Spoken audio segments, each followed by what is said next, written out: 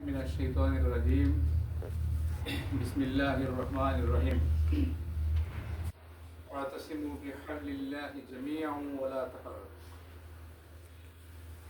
বাংলাদেশ কোরআন প্রশিক্ষণ কেন্দ্র কুয়েত আসাবিয়া পূর্ব অঞ্চল কর্তৃক আয়োজিত আজকের এই মহতী সদস্য ও কর্মী সম্মেলনের সম্মানিত ভাই পরিচালক ও উপস্থিত অত্র অঞ্চলের সম্মানিত দায়িত্বশীল তথা কোরআন প্রশিক্ষণ কেন্দ্র কুয়েতের কেন্দ্রীয় কর্মপরিষদ সদস্য, অত্র অঞ্চলের বিভিন্ন পর্যায়ের দায়িত্বশীল, শাখা দায়িত্বশীল এবং এই মজলিসের মধ্যে উপস্থিত আলেম, হাফেজ এবং আমার প্রিয় দিনী কর্মী ভাইয়েরা, আসসালামু আলাইকুম ওয়া রাহমাতুল্লাহি ওয়া বারাকাতুহু। আল্লাহ সুবহানাহু ওয়া তাআলার দরবারে অশেষ শুকরিয়া যে মহান রব প্রবাস জীবনে আমাদেরকে একটি দিনী সহবতে থাকার জন্য, একটি দিনী অঙ্গনে আমরা যে কাজ করি, এই কাজ করার জন্য অত্যন্ত মেহেরবানি করে যে আল্লাহ সুবহানাহু ওয়া তাআলা আমাদেরকে সুযোগ করে দিয়েছেন, সেই জন্য মহান প্রভুর শানে অন্তরের অন্তঃস্থল থেকে সকলের শুকরিয়া জ্ঞাপন করি। সবাই বলছে আলহামদুলিল্লাহ। আসলে এখানে এই মজলিসের মধ্যে তারাই উপস্থিত হতে পেরেছেন যাদের প্রতি আল্লাহ মেহেরবানি করে ইসলামী আন্দোলনকে যত পার্সেন্টই হোক কিছু অংশ ইসলামী আন্দোলনের মহব্বত যারা করেন, যারা ইসলামী আন্দোলন এবং আল্লাহর দিনকে আল্লাহর জমিনে প্রতিষ্ঠিত করার জন্য এই পক্ষে যারা মনোভাব পোষণ করেন, যারা নিয়ত করেছেন, আল্লাহ তাদেরকেই বাছাই করে এই প্রোগ্রামে আসার সুযোগ করে দিয়েছেন। আমিন। এতগুলি আল্লাহর মেহেরবান প্রাপ্ত, আল্লাহর মহব্বতের এতগুলি বান্দার সামনে দাঁড়িয়ে কিছু এখানে অংশগ্রহণ করে কিছু কথা বলার জন্য আমি যে আল্লাহ আমাকে সুযোগ করে দিয়েছেন, সেই জন্য আমি নিজেকে ধন্য মনে করছি। সম্মানিত ভাইরা, আপনারা কর্মী ভাইয়েরা এখানে নামাজের পর থেকে এসেছেন, আর সকালবেলা এখানে আছে সদস্য সম্মেলন ছিল। সদস্য সম্মেলনের মৌলিক কাজ হচ্ছে দুটো। সেখানে এই সংগঠন বিগত বছরে তারা কি কাজ করেছে, সেই কাজের যাবতীয় হিসাব নিকাশ তারা পেশ করে থাকে। এরপরে পর্যালোচনা হয়, পরামর্শ হয়, ভালো মন্দ সব কিছু কথাবার্তা হয় এবং আগামী বছরের পরিকল্পনা কি, সেই পরিকল্পনার আলোকেও কথাবার্তা হয়। সম্মেলন বলতে মূল মাকসাদ হচ্ছে আমাদের সংগঠনের সম্মেলনে এই সমস্ত বিষয়গুলি উত্থাপন করা হয়। এটা মানে গতানুগতিক কোনো ওয়াজ মাহফিলের মতো নয়। আপনারা এসেছেন বিকালবেলা, আপনারা ওই অংশ শুনতে পান নাই।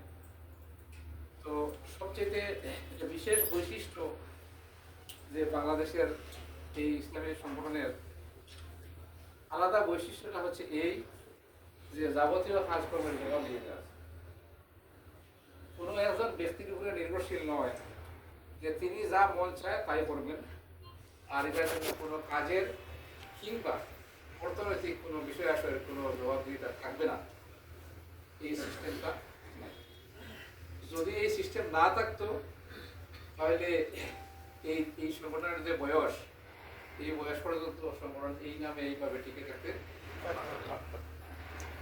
সব বিষয়ে হিসাব নিকাশ আছে, জবাবদিহিতা আছে এবং সমালোচনা করার সুযোগ আছে। আমি ছোট্ট একটা ঘটনা বর্ণনা করি। এখন আমাদের চোখের সামনে যা দেখলেন, এই হাফেজ ভাইকে বলা হয়েছিল যে উনি তিলাওয়াত করবেন, এখানে সামনে বসছিলেন। যারে আগে নির্ধারিত ছিল তিনি এখানে দেখেন নাই, তার নাম ঘোষণা করছেন, আবার ওনাকে বলছেন যে আপনি এসে তিলাওয়াত করেন। এই ভাই কোনো প্রতিবাদ ছাড়া এখানে দিয়ে পড়ছেন। এই যে আদব, যদি অন্য কোনো সংগঠনের স্টেজ থেকে বলা হতো যে এখন আপনি তিলাওয়াত করতে পারবেন না, আপনি জায়গায় নিচে বসেন, তাহলে সুরজা বাইরে চলে যেত, আর আসবো না কোনোদিন। আমার নাম ঘোষণা করি, এখন আবার আমাকে বলা হবে না, আমাকে সুযোগ দেওয়া হবে না, চেয়ার থাকাইয়া চেয়ার দুই একটা ভাঙিয়া ফল থেকে বাইরে চলে যেত। ঠিক কিনা? আপনারা সোশ্যাল মিডিয়ার সাথে, এটা আমার মুখের গল্প নয়, আপনারা সোশ্যাল মিডিয়াতে সবাই যুক্ত আছেন এবং প্রতিদিন, এটা আল্লাহর মেহরবানি না, আল্লাহর কাছে পানা চাওয়া দরকার, প্রতিদিন আপনারা সবাই 2-4 ঘন্টা ফেসবুকের সাথে নষ্ট হয়, ঠিক কিনা? অনেক খবরাখবর দেখেন যে এইভাবে আত্মত্যাগের এবং এই শ্রদ্ধার প্র্যাকটিস এই সংগঠনে আছে। তো আমি যেহেতু সময় খুব কম, আমি আপনাদের সামনে যে কর্মী ভাইরা আসছেন, আপনাদের জন্য আমি সামান্য 2-4টা কথা বলে আমি শেষ করব। যে আমরা এখানে প্রত্যেকে, আমি আপনি এখানে উপরে বসে আর নিচে বসে যারা আছেন সবাই কিন্তু আমরা ইসলামী আন্দোলনে কর্মী, ঠিক কিনা? আমরা সবাই কর্মী। একজনকে সংগঠন প্রয়োজনে একটা দায়িত্ব দিচ্ছে, একটা জিম্মা দিচ্ছে। এখানে কেউ বস নাই, সবাই খাদেন, সবাই আমরা খাদেন। বস বলতে গেলে সারা ম্যাডামের কোনো সেই সংগঠনে নাই। তো আমরা যে খাদেম হিসাবে যে দায়িত্ব পালন করবো, আপনাদের কাছে আমাদের প্রয়াত গবেষক, বিশিষ্ট রাজনীতিবিদ, ইসলামী চিন্তাবিদ, ওনাকে এশিয়ার মধ্যে সীমিত রাখলে ভুল হবে, উনি হচ্ছেন আন্তর্জাতিক মানের একজন ইসলামী গবেষক, মরহুম গোলাম আজম রহমাতুল্লাহ।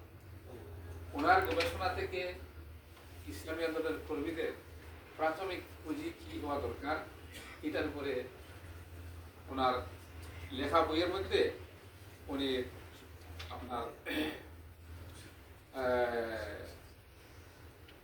একটা পয়েন্ট বর্ণনা করেছেন, 16টা পয়েন্ট বর্ণনা করেছেন। এই পয়েন্টগুলি আমি আপনাদেরকে একটু শোনাতে চাই। মাকসাদ হইল এই যে আপনারা এখনো ইসলামী আন্দোলনের সংগঠনে আপনারা কর্মী, সুতরাং ন্যূনতম এখন কর্মী হিসাবে আপনাকে দাবি করলে আপনার কি কোয়ালিটি থাকা দরকার। আর যেহেতু এই সংগঠন এখানে কুয়েতে আজকের জন্য থাকে নয়, যতদিন পর্যন্ত বাংলাদেশে থাকবে ততদিন পর্যন্ত এই সংগঠন এখানে আল্লাহ যেন দাঁড়িয়ে রাখেন এবং এই সংগঠন যেন কাজ করতে পারে। তো এটার সিলসিলা, এটার পরম্পরা চলতে গেলে তো আমি আগামীকালকে থাকবো না, আমার আঁকামা শেষ হয়ে যাবে, চাকরি শেষ হয়ে যাবে, না হয় আমি মারা যাবো, আনালে একটা কিছু হয়ে যাবে, এরপরে কি কাজটা বন্ধ হয়ে যাবে? এই কাজটা চালু থাকতে হবে। এই কাজটা যেহেতু চালু থাকতে হবে, সুতরাং এই কাজের জন্য যোগ্য লোকও আমাদের মরহুম জেলার সাহিদ সাহেব বলতেন যে আমরা যে আন্দোলন করি, এই আন্দোলনে যে কোনো অঞ্চলের এলাকার কোনো কর্মী বা দায়িত্বশীল তিনি আর একজন কর্মীর কল্যাণ চান, কল্যাণ চান। উনি বলতেন যে সবাই কল্যাণ চান, কল্যাণ চান। কিন্তু আমরা নিজের চোখে দেখতেছি যে অন্যান্য সংগঠনের প্র্যাকটিসটা হলো কি, যে আমি যদি এক এরিয়ার নেতা হই তাহলে এই এরিয়াতে যেন আর কেউ উঠতে না পারে, তারা যেভাবেই হোক, খুন করিয়া হোক আর বিতরণ করিয়া হোক আর জেলের মধ্যে ঢুকাইয়া হোক, যেভাবে হোক এরে শেষ করতে হবে। এরে শেষ না হলে সেখানে আমার কর্তৃত্ব নেতৃত্ব চলবে। আর আমাদের প্র্যাকটিস হইল যে আমি আরেকজন তৈরি করবো, আরেকজন তৈরি করবো, আরেকজন তৈরি করবে, যাতে চলতেই থাকবে। আপনাদের হায়াতে যার বয়স যেটাই হোক না কেন, আপনাদের হায়াতে আপনারা বিগত 17 বছরের ইতিহাসে আপনারা দেখছেন যে কোনো এলাকাতে, কোনো জেলায়, কোনো উপজেলা আমিরকে অ্যারেস্ট করে নিয়ে গেছে, জেলা আমিরকে অ্যারেস্ট করে নিয়ে গেছে, পরের দিন কি নেতৃত্ব শূন্য হয়ে গেছে?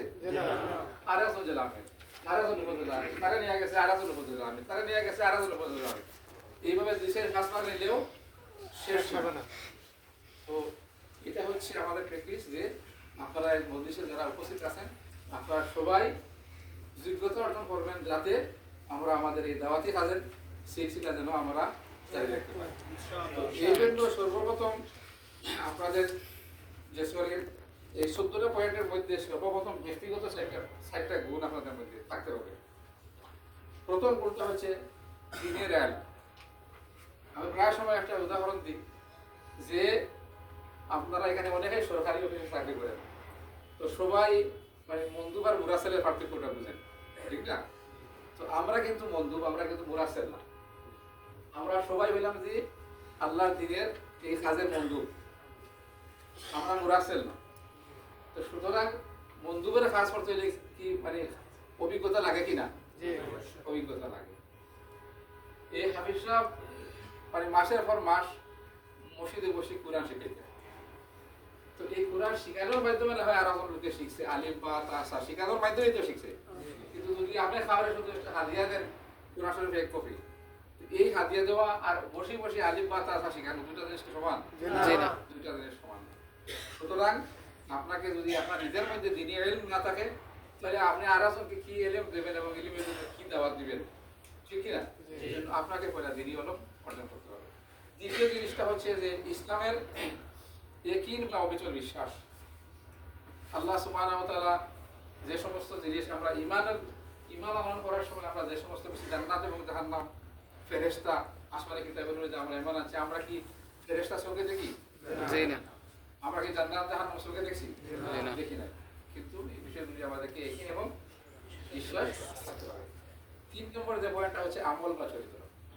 এটা হচ্ছে সবচেয়ে বড় দাওয়াত। এখন আপনারা এই প্র্যাকটিস বাংলাদেশে দেখতেছেন যে এত বিশ্ববিদ্যালয়ের জয়ের পিছনে এইটাই একমাত্র কারণ। জয়ের পিছনে আর কোনো কারণ নাই, টাকাও না, পয়সাও না, হাদিয়াও না। যে সারা সব মেয়েদেরকে সোনার কিছু অলংকার বানাইয়া দিছে আর কিছু বিরিয়ানি ব্যাগ দিছে, এই জন্য মেয়েদের বলেছে সর্বশেষ এখন একটা উদাহরণ দিয়া বলতে যাই, একটা উদাহরণ বলতেছে যে ওই সংগঠনের ছাত্ররা যখন যখন কোথাও কোনো মহিলার সাথে কথা বলে তখন তাদের হাত তুলে এইভাবে থাকে। তো এইভাবে যদি কারো হাত থাকে কি বোঝা গেল? তার হাত অ্যাক্টিভ না, কারণ হাত দিয়ে সে পয়লাই বন্দি করে ফেলছে, ইনঅ্যাক্টিভ করে ফেলছে, ঠিক না? তো বলছে যে উনি বলতে চাচ্ছে যে তারা কারোর সাথে কথা বললে তাদের হাত তুলে এইভাবে থাকে। এর অর্থ যে দাওয়াত আখলাক দিয়ে, চরিত্র দিয়ে তারা নিজেকে তাদের সামনে উপস্থাপন করছে, ফার বিদায় এটা টাকার বিনিময়ে, অস্ত্রের বিনিময়ে, হাতের বিনিময়ে বিজয় আসে নাই, আসে আখলাকের বিনিময়ে, ফাজের বিনিময়ে।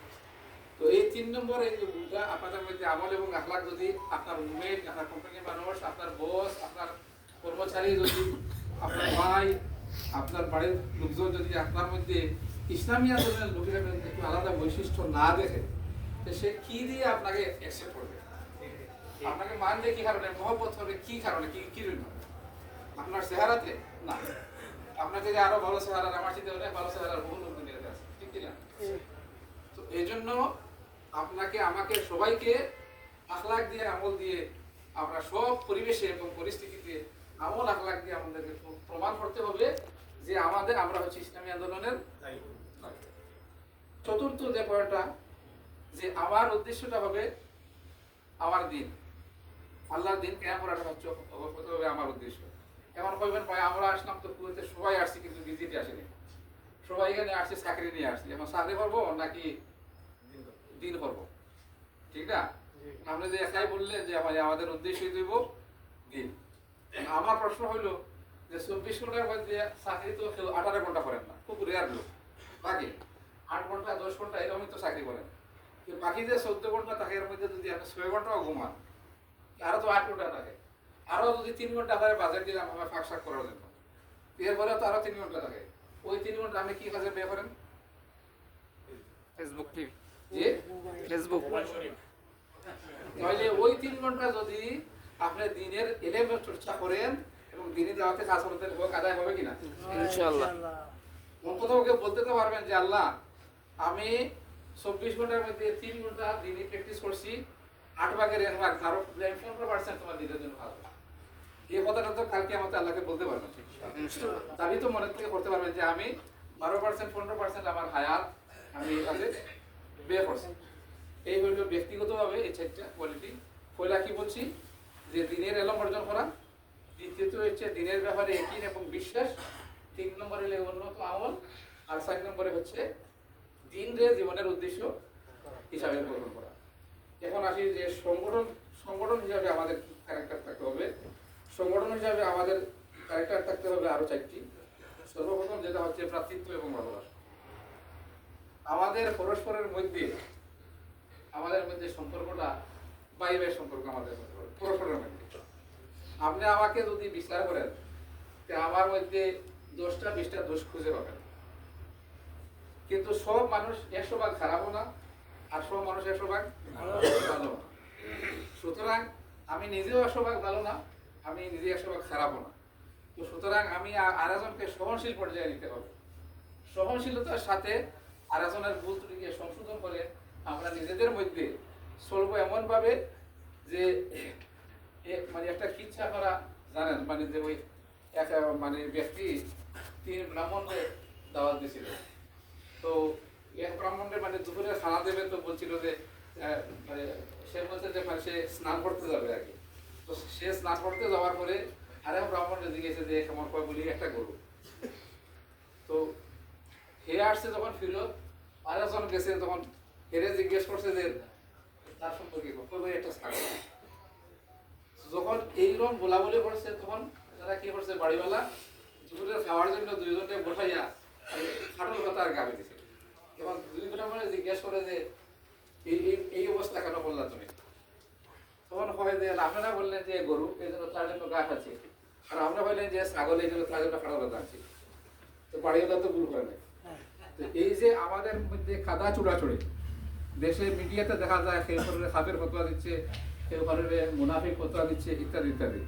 আসলে কি এটা সঠিক?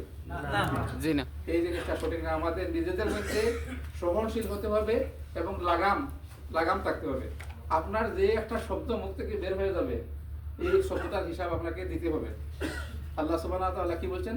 ফামাইয়া আমাল মিসকাল আযারাতিন খাইরান ইয়ারা, ফামাইয়া আমাল মিসকাল আযারাতিন শাররান ইয়ারা। আপনারা এখন প্রত্যেকের মোবাইল দিয়ে ছবি তোলা, কম্পিউটার চালানো, অনেক কিছু বুঝেন। একটা দাড়ি কমা একটা ডট বাকি থাকবে আল্লাহ দেখাইতে না, সব আল্লাহ দেখাইতে পারবেন। পারবেন কিনা? অবশ্যই। আপনার মোবাইলের মধ্যে কয়েক হাজার ছবি আছে না? অবশ্যই। কয়েক হাজার ছবি আপনার মোবাইলের চিপসের মধ্যে আছে। আপনার এই চিপসটা কত বড়? 5 কেজি, 10 কেজি না, 20 গ্রাম হবে মাত্র। 20-30 গ্রাম হবে না, মানে ওজন, ঠিক না? তো এর মধ্যে যদি হাজার হাজার ছবি সেভ করা সম্ভব হয়, তাহলে কিরামান কাতিবিন আপনার পুরো লাইফ 60 বছরের জিন্দেগি ভিডিও দেখাইতে পারবেন না? অবশ্যই। তাহলে এই চিপসটা হলো মানুষের সৃষ্টি, আর আপনার কার সৃষ্টি? আল্লাহর সৃষ্টি। তো মানুষের সৃষ্টি এই চিপস দিয়ে যদি এত ডকুমেন্টারি পুরো করা সম্ভব হয়, তাহলে আল্লাহর সৃষ্টি কিরামান কাতিবিন দিয়ে কত ডকুমেন্টারি স্থান তা সম্ভব কিনা? সুতরাং আপনাকে আমাকে আমাদের মধ্যে সম্পর্কটা হতে হবে ভাতৃত্বের এবং ভালোবাসা। দ্বিতীয় যে জিনিসটা হতে পরামর্শ করে সিদ্ধান্ত গ্রহণ করা। আজকে আপনাদের এই মজলিসের সবাই সাথে যদি কোনো একটা বিষয়ে পরামর্শ করা হয়, আলোচনা করা হয় বলে আপনারা সবাই আমরা এই বিষয়টা কি করব, তখন যদি আপনারা কোনো একটা বিষয়ে মতামত দেন যে এই বিষয়টা এইভাবে করলে ভালো হয়, তো আপনারা সবাই যখন কোনো বিষয়ে মত দিবেন যে এইভাবে বিষয়টা করলে ভালো হয়, তখন যদি দায়িত্বশীল যিনি থাকেন তিনি যদি কাজটা করেন, তখন কি আপনাদের মনে কোনো নেগেটিভ কিছু কাজ করবে? বিপরীত কোনো কিছু কাজ করবে। তো এই জন্য শাখা থেকে অঞ্চল থেকে কেন্দ্র সব জায়গায় কিন্তু আমাদের পরামর্শের ভিত্তিতে কাজ করা হয়। তো পরামর্শের ভিত্তিতে কাজ করলে এটাই হচ্ছে বারাকা, যেখানে যারা বাস্তবায়ন করবে, যারা কাজ করবে, তাদের মনের মধ্যে কোনো নেগেটিভ প্রতিক্রিয়া থাকবে না। তৃতীয় যে বিষয়টা আছে সাগরের শৃঙ্খলা বা টিম স্পিরিট।